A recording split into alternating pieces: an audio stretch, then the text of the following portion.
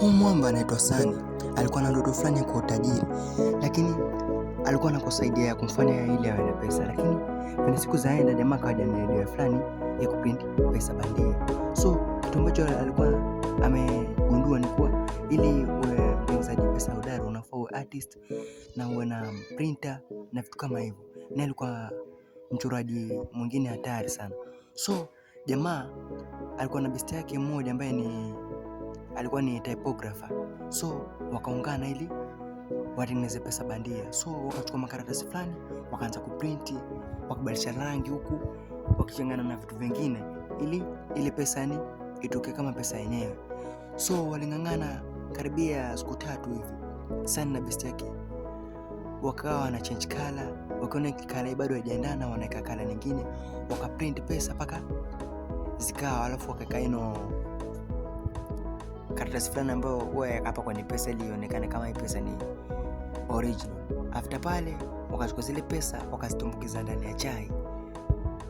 Baada ya muda wakazianika na zikawa zimekuwa ready kutumika. So wakatuma mtu ili ende kwa duka fulani, lakini kupenda ile pesa ikaonekana pesa ni bandia. Jamaa kashikwa akapelekwa ndani. Jamaa ikabidi wadichenge. Kufika huku wakachukua zile pesa ambazo walikuwa wanatengeneza na pesa original, ndio kaangalia kuna kitu hapa kimeenda wrong. Kwa nini walitumia karatasi ambalo halifai? So ikabidi waende zao kwenye maktaba ya vitabu waanze kutafuta makaratasi ambayo yataendana, lakini ndio wakapata karatasi fulani ambayo ilikuwa ni karatasi la magazine. Wakadua ile karatasi lake ndio litaweza. So wakaenda kwenye printer fulani wakafuta ile maneno ambayo yalikuwa yamechorwa na wakachukua ile karatasi na wakaanza kuprint pesa. So iliyochukua muda sana, kwa maana kazi haikuwa ndogo vile. Wakaprint paka pesa ikawa vizuri.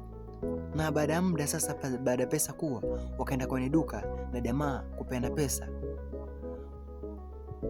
Mwenye duka akachukua na jamaa akauziwa. Jamaa kuamini, akajua kabisa kweli tushatoboa. Sasa bado nishoko matajiri, cheki sasa Sani. Baada ya muda wamba wakaamua tafute mtu ambaye atakuwa ananunua zile pesa ambazo watakuwa wanatengeneza, wakawa wanabadilishana. Au kama watakuwa wanatengeneza 5 billion, hao wanapewa kama 2 billion original, hao wanapeana fake. So hiyo biashara ilikuwa riski sana, lakini wakaona haina ngori. So wakatafuta mambo fulani ambaye ni mzee fulani ambaye ni businessman, akamwambia achague pesa bandia, akashindwa. Akamwambia Sani, hebu chagua wewe. Lakini Sani after kupewa ile zile pesa pale akasmile, maana yeye ndo anatengeneza, atashindwaje kuchagua ambayo ni fake? Akamwambia hii ndo fake. So pale dili likatengenezwa kwamba mzee anataka 20 million. So inabidi watumie 100,000 rupees. Rafiki yake akamwambia hii kitu hatuwezi tengeneza kwa mikono, inafaa tupate vitu vikubwa ambavyo vya kuprint. Lakini jamaa akamwambia usijali, alikuwa na mko yake ambaye ni printer. So akaenda omba zile mashine ili waanze kazi ya kuprint zile pesa. So hakuwa na zile karatasi za kuprint, ikabidi waje watrikia watu kwenye ama kampuni wabebe zile karatasi. Na baada hapo walifanikiwa na kazi ya kuprint ikaanza bana. Yani mashine ilikuwa inafanya kazi 24/7 bana. So baada ya muda zile 20 million zile mzee zikawa ziko ready na kapewa jamaa kwa alipa. So kazi ikaendelea vile vile. Jamaa wanapewa kazi ya kutengeneza pesa bandia, wanalipwa hivyo. So biashara ilinoga sana. Sasa kulikuwa na mwanadada fulani alikuwa anaitwa Mega. Kazi yake ilikuwa ni kudeal na wale ambao wanatengeneza pesa bandia. So alikuwa ameitoa upande wa India huku Delhi ili hadi atafute watu ambao watengeneza pesa bandia, maana zilikuwa zimeenea sana. So kuna mwamba fulani anaitwa Mansul alipata habari kuhusu mwamba ambao anatengeneza pesa bandia, na akaamua watafute ili apige nao biashara. Huku wamba ndo bado watengeneza zile pesa. Sasa Mega akawa sasa ndo ampa kazi kwenye kile kitengo cha kutafuta wale watu ambao wanatengeneza zile pesa bandia. So tunatupu kwa wamba Sani na besti yake kwa kule kwa mzee fulani. Mzee akawa anataka hizo pesa ambazo ni bandia ili awapatie real, maana ndio biashara inaweza sana. So kuna mzee fulani ambao wakasema wataandikisha majina yake ili kama kutakuwa na ngori mzee atakishikwa asipelekwe mahali, maana anaonekana ni mzee. So wakaandikisha na kazi ikaanza pale, wakaprint pesa mpaka zikaisha. So siku iliyofuata usiku wake Meg alikuwa ankuja search, maana alikuwa anawashuku sana. So akaomba ruhusa aende ndani akachungulie. Akaenda mpaka ndani, lakini wamba alikuwa wamejitayarisha, alikuwa ameficha kila kitu. Sasa nilikuwa anatembea akaona karatasi imekata kwatu. Akajua hapa basi hapa kutanuka hapa. Akawa anasongea huko kwenye hilo jengo kubwa ambalo wanaweka pesa, mara akapigwa simu. Kupigwa simu akatoka. Sasa rafiki yake sana kaona Sami alikuwa anashika chuma. Mwamba, mbona uko umeenda dipa sana? Kwa nataka kumuua nini? Tunatupa siku iliyofuata kwamba walikuwa wanasafirisha zile pesa wenyewe. So wanapolisi wakawa wamekuja ndani, wanafurukuta. Jamaa kagonga box moja ilikuwa lina chupa za wine. Yaani sisi tunawashika kama mnasafirisha bia. Sawa. Polisi ni wajinga kweli. Wakawacha wamba wakadichenga. So wamba wakasafirisha zile pesa hadi kwa wenyewe na biashara ikawa imeweza. Wakapewa pesa original, wakapeana fake. So ilikuwa imechukua muda sana, na babu yake Mwamba alikuwa ni mgonjwa sana na alikuwa anataka pesa nyingi sana ili aweze kupona. So Mwamba kaa anatafuta deal moja ambalo litakuwa deal kubwa ambalo jamaa ataweza kupata pesa nyingi ili akamtibu babu yake. So kuna Mwamba anaitwa Mansuli akawa ampata fununu kuhusu wamba ambao wanatengeneza hizo pesa bandia kama nilivyoeleza awali. So ikabidi watafuta, akamtafuta Mwamba wetu Sani na akadabonga naye, akamwambia basi mimi nimeona pesa zako ambazo zika tricky paka ile mashine ya kuangalia pesa. So nataka tupige biashara nini ambayo nataka tupige, nataka unitengenezee 2000 rupees. Ama siko tunatengeneza 500. Lakini jamaa akaambiwa hiyo ni edu yenu, mimi nataka unitengeneze hiyo bina. Nimesikia baba yako ni mgonjwa, nitasimamia kila kitu, lakini hizo vitu utengeneze, na after hapo kama utakuwa maliza nitakupatia 13%.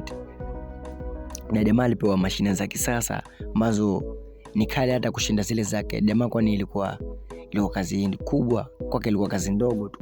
Jamaa kafanya vile vitu na zile 2000 rupees zikawa ziko ready na bado tu ziprintiwe na zikatokatwa.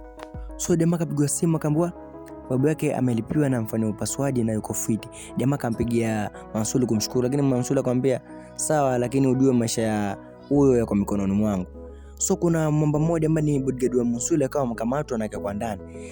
So after ile kukamatwa ikabidi jamaa yeye ndo apewe hiyo kazi ambayo yule jamaa alikuwa anafanya. So Mwamba akawa anamchunguza huyo dem fulani ambaye anaitwa Mega. So akamwomba beste mpaka akatafutwa chumba karibu na kwenye yeye anaishi. So jamaa vile alikuwa mbesi, jamaa akachukua simu ile dem akachukua information fulani ambayo alipokuwa akiongea na mapolisi yeye anapata zile information. Cheki hizo pesa Mwamba ambazo alikuwa ametengeneza 120 billion rupees ambazo zilikuwa zinasafiri zisafirishwe zipelekwe upande wa New Delhi. Lakini sasa kusafirisha ndio ilikuwa ngori sana. So Mwamba alikuwa wanapaki zile pesa ili zioredi kusafirishwa.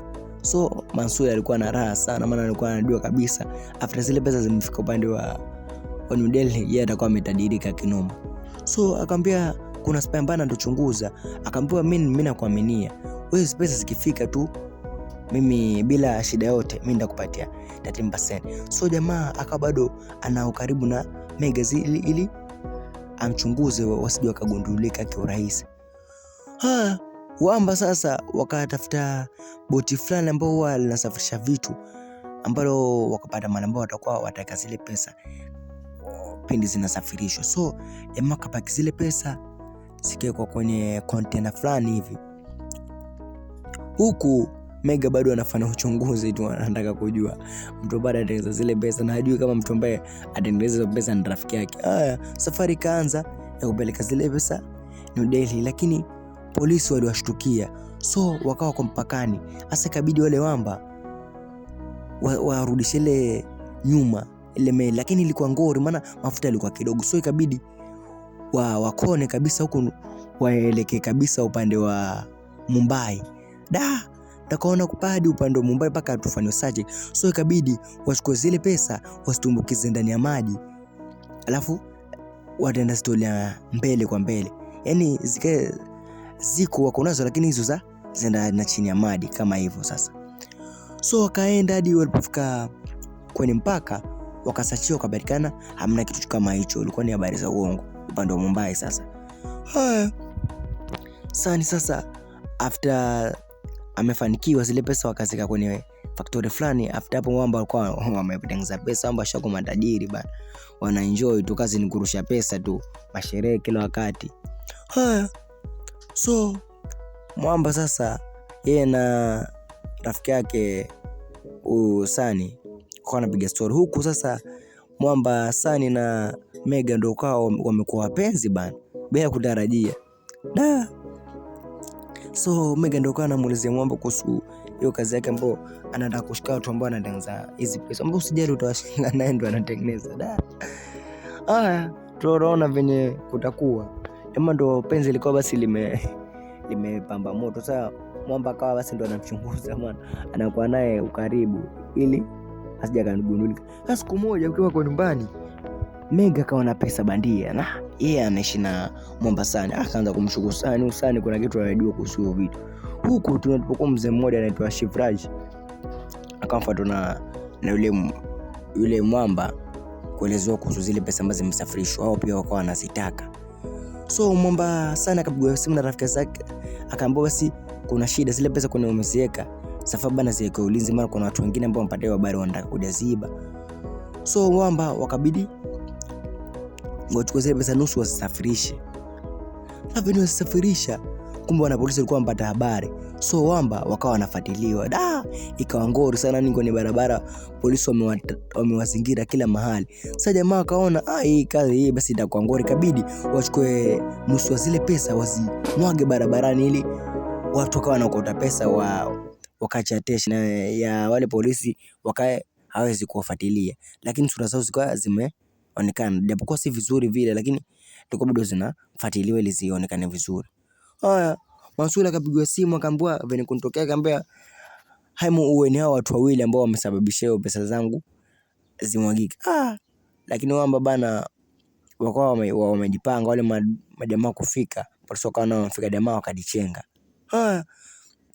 Huku babu yake Mwamba akafuatwa na majambazi wa Mansul na akamalizwa, na akapigwa simu Mwamba akaelezewa. Sasa jamaa akawa sasa amekasirika na anataka revenge.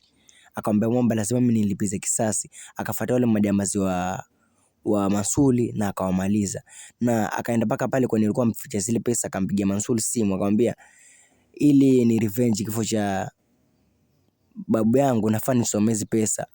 Mwamba akamwambia tafadhali nisamee tusikizane. Akaanza kusikizana, Mwamba akarusha kibiriti baada ya kumwaga petroli, zile pesa zote zikachomeka, na revenge yake pale ndo imeanza, na hapo ndo unakuwa mwisho wa nyama. Na maana umeuelewa na umekufurahisha. Naitwa Pony, tukutane kwa video itakayofuata.